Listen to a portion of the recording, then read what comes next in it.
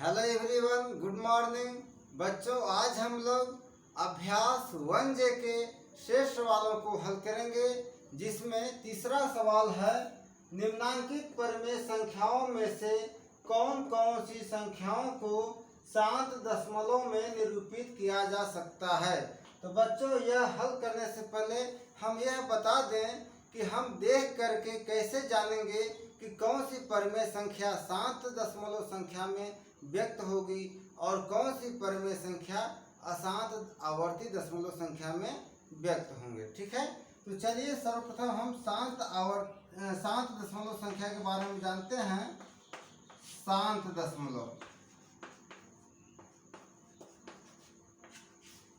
दशमलव की पहचान क्या है? तो जब परिमेय संख्या के हर का अभाज्य गुणनखंड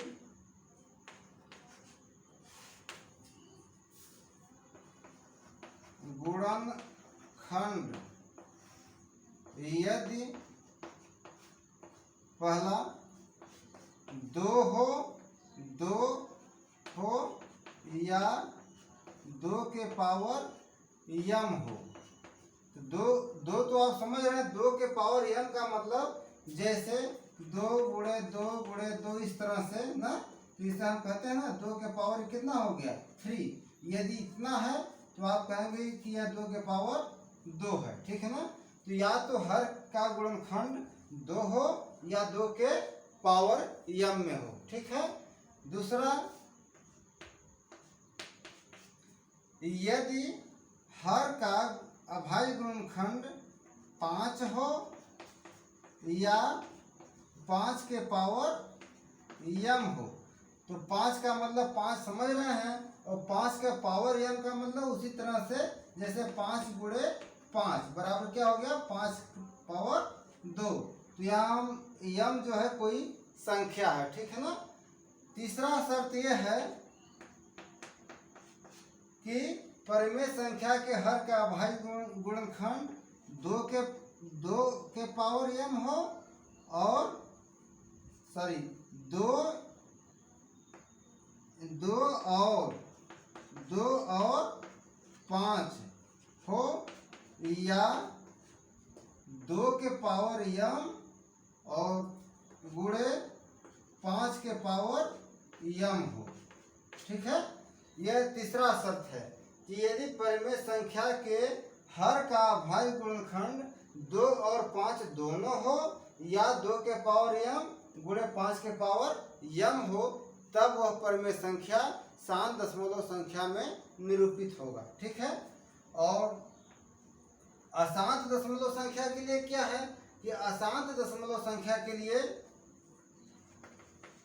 अशांत आवर्ती दशमलव संख्या। तो अशांत आवर्ती दशमलव संख्या के लिए जब परिमेय संख्या के हर का, यही लिखना है कि जब परिमेय संख्या के हर का अभाज्य गुणनखंड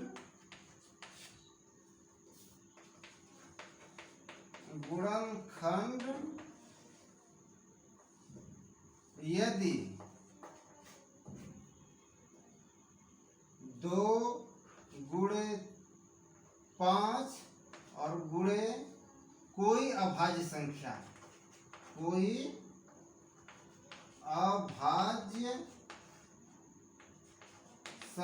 हो। ठीक है ना। यदि या 2 गुणे 5 गुणे कोई अभाज्य संख्या हो, तब तो वह जो है अशांत आवर्ती दशमलव संख्या होगी।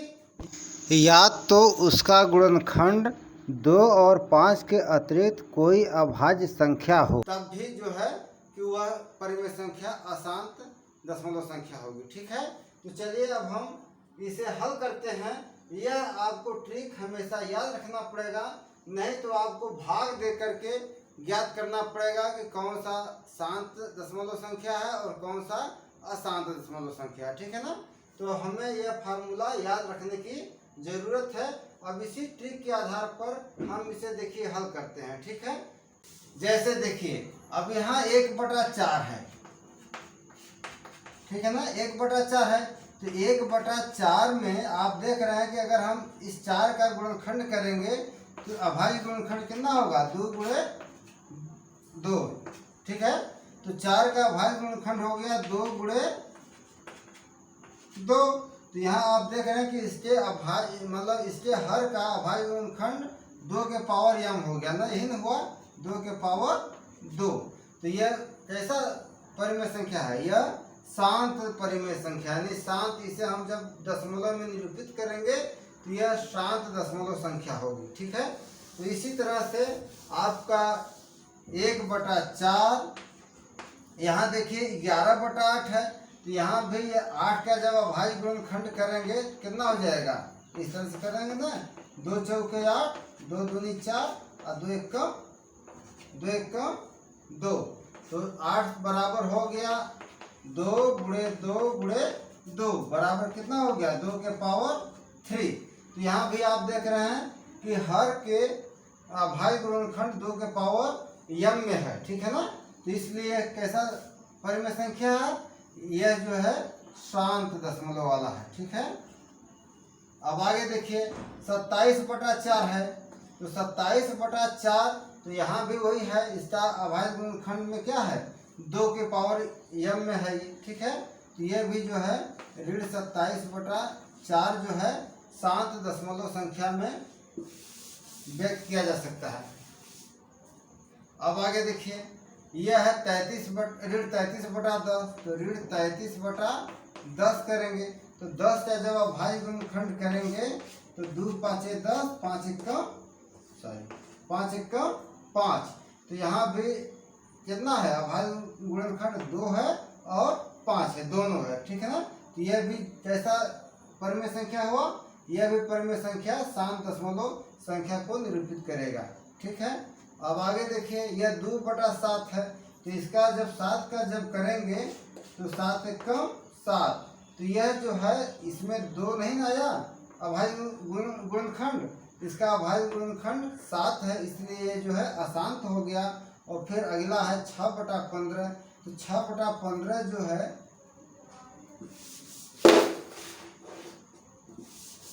यहाँ फार्मूला के हिसाब से चलेंगे तो जब 15 का जब आप गुणनखंड करेंगे तो यह 3 5 15 और 5 एकम 5। तो आप कहेंगे कि यहाँ तो 3 और 5 है, तो यह इस तरह से क्या हुआ अशांत हुआ। लेकिन यह आप जब ये जो 6/15 देख रहे हैं यह किसी परिमेय संख्या का समतुल्य है ना। तो जब इसे हम छोटा करेंगे तो देखिए यह 3 से कट जाएगा, 3 दूनी 6 और 3 5 15। तो ये 2/5 के रूप में है ना, यह 2/5 का समतुल्य है। अब जो है हम 5 का जब अभाज्य गुणनखंड करेंगे तो यह 5 होगा। ठीक है ना। तो जब 5 होगा तो ये कैसा परिमेय संख्या हुआ, यह शांत दशमलव संख्या को निरूपित करेगा। ठीक है। तो हम मूल सवाल क्या है 6/15, तो यहाँ 6/15 लिख देंगे। तो इस तरह से हमारा उत्तर हो गया। ठीक है ना। ये 1/4, 11/8, ऋण 27/4, ऋण 33/10 और 6/15 जो है यह परिमेय संख्या शांत दशमलव संख्या को निरूपित करेगा। ठीक है। चौथा सवाल है 1/2 धन 1/3 धन 1/5 के योगफल को यदि दशमलव संख्या में बदलें तो यह शांत होगा अथवा अशांत होगा। ठीक है। तो यहाँ पर जब हम हल करेंगे तो लिखेंगे 1/2 धन 1/3 धन 1/5। तो बच्चों यहाँ आप देख रहे हैं कि तीनों परिमेय संख्याओं के जो हर हैं वह असमान हैं। ठीक है। तो हम जोड़ने से पहले क्या करते हैं, हर को समान करते हैं। ठीक है। तो हर को समान करने के लिए हम क्या करते हैं कि हर का LCM लेते हैं, लघुत्तम समाप्त वर्ग निकालते हैं। ठीक है। जब LCM लेंगे तो यहाँ आप देख रहे हैं कि हर क्या है 2 है 3 है 5 है, 2 भी अभाज्य संख्या है, 3 भी अभाज्य संख्या है और 5 भी अभाज्य संख्या है। तो जब हर जो है अभाज्य संख्या में होते हैं तो उनका एलसीएम अभाज्य संख्याओं का गुणनफल ही होता है। तो जब हम इसका एलसीएम निकालेंगे तो 2, 3, 5 का एलसीएम हो जाएगा 2 गुणे 3 गुणे 5 बराबर कितना हो गया 2, 3, 6, 5, 30 हो गया। ठीक है ना, 2, 3, 6, 5, 30 हो गया। तो यही नहीं एलसीएम है, या 30 का अभाज्य गुणनखंड हम करें तो 2 गुणे 3 गुणे 5 हो गया। ठीक है, और इससे हल कर दें तो ये 30 हो गया। ठीक, तो आपको बताया गया है कि जब परिमेय संख्या के हर का अभाज्य गुणनखंड 2 और 5 के अतिरिक्त कोई और अभाज्य संख्या हो तो वह जो है परिमेय संख्या अशांत दशमलव संख्या को निरूपित करेगा। तो यहाँ आप देख लिए यहाँ 2 और 5 के अतिरिक्त क्या है, ये 3 भी सम्मिलित है। अर्थात हम इसे बिना जोड़े बता सकते हैं कि यह जो है 1/2 धन 1/3 धन 1/5 का योगफल जो होगा, जो योगफल होगा वह क्या होगा, अशांत होगा। ठीक है ना, योगफल क्या होगा, अशांत होगा। या अगर आप इसे हल करेंगे तब भी आप देखेंगे कि जब इसको हल करेंगे तो 1/2 धन 1/3 धन 1/5 करेंगे, फिर एलसीएम निकालेंगे 30 आएगा, फिर 2 का 30 में भाग देंगे तो 15 हो गया, धन 10 हो गया और धन 5 6 30 6 हो गया। जब इसे करेंगे तो 10 6 16 16 5 31/30 हो गया। अब 31 में 30 का भाग देंगे। ठीक है ना, तो 31 में जब 30 का भाग देंगे तो 30 एक कम 30, अब 1 बच गया, फिर दशमलव बार गया 0 उतरा, फिर 0 बार जाएगा, फिर 0 उतरेगा, फिर कितना होगा 3 त्रिके 90, 30 तिहाई 90, फिर 10 बच गया, फिर 0 उतरेगा, फिर 3 बार जाएगा। अब ये जो है इस तरह से क्रमशः जो है लगा रहेगा, क्रमशः जो है भाग की प्रक्रिया चालू रहेगी। तो यहाँ भी आप देख रहे हैं कि यह अशांत है। तो आप बिना जोड़े आप केवल इसके हर को देख करके बता सकते हैं कि शांत है कि अशांत है। ठीक है ना। 5वां सवाल है, निम्नांकित परिमेय संख्याओं में से किस किस का शांत दशमलव संख्या में निरूपण नहीं हो सकता।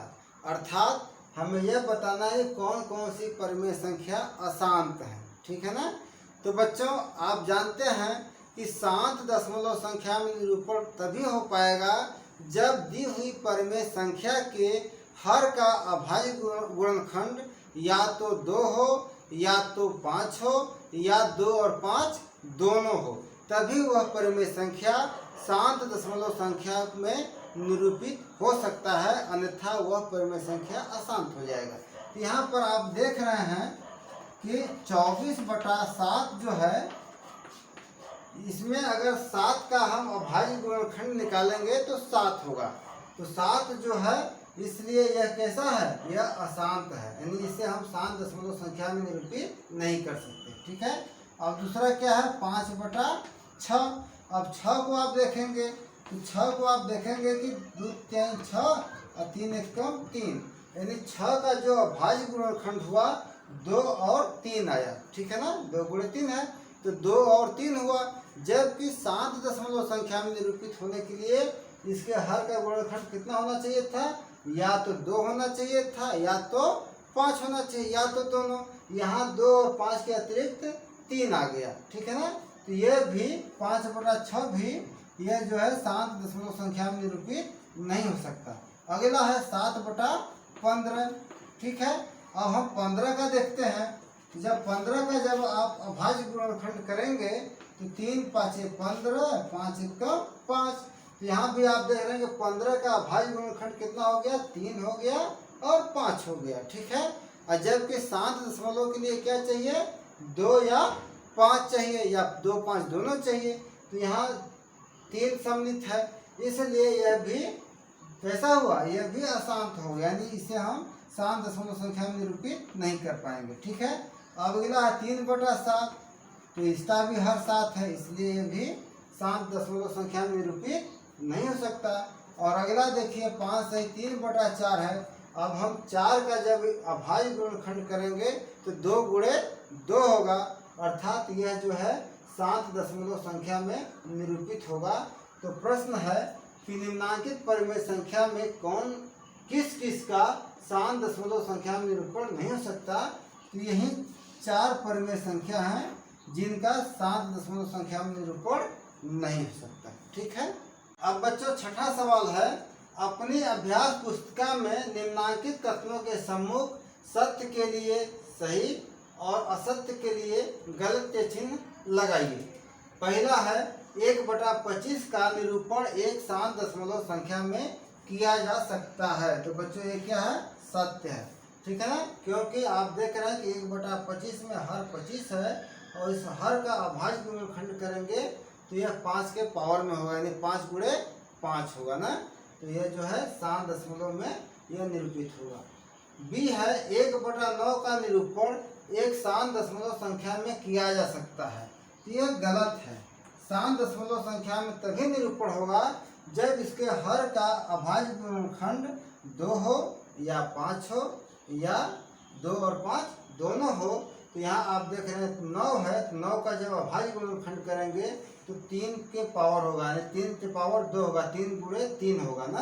तो यह नियम को फॉलो नहीं कर रहा है, इसलिए यह जो है यह शांत दशमलव संख्या में निरूपित नहीं होगा। ठीक है ना।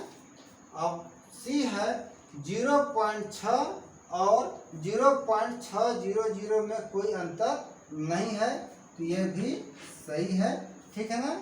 और 0.6 के आगे अगर हम कितना भी 0 बढ़ा दें उसका कोई मान मतलब नहीं होता है, इसे हम 0.6 ही पढ़ते हैं। ठीक है।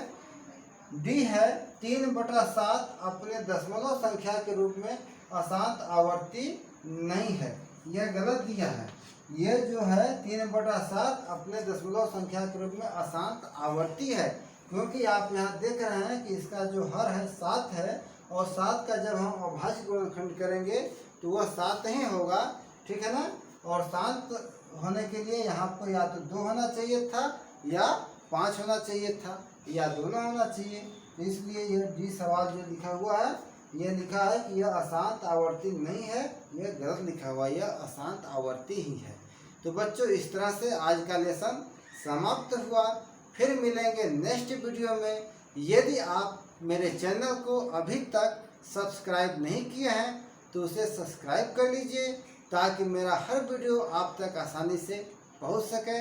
और वीडियो यदि पसंद आए तो उसे लाइक भी करिए, शेयर भी करिए। ठीक है। आप सभी को बहुत बहुत धन्यवाद।